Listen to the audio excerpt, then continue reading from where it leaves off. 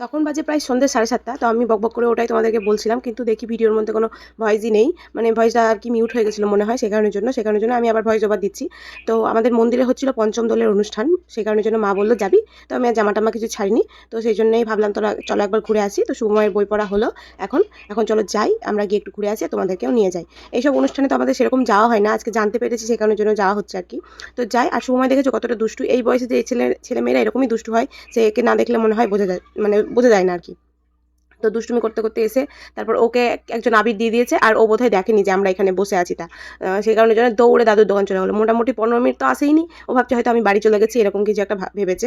তারপর আমরা এখানে বসে বসে একটু গান শুনছিলাম, আর আমাদেরকেও একটু আবির দিয়েছিল। আর আবির খেলতে কার না ভালো লাগে বলো। আর এই যে ভূত পেতনিটাকে দেখতে পাচ্ছ, কে তোমরা চিনতে পারছো?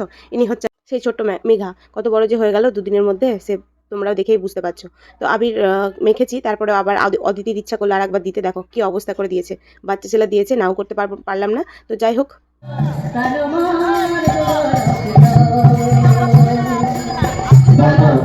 এদের অবস্থাটা দেখো, এরা নিজে নিজের আবির মাখছে আর ছবি তুলছে।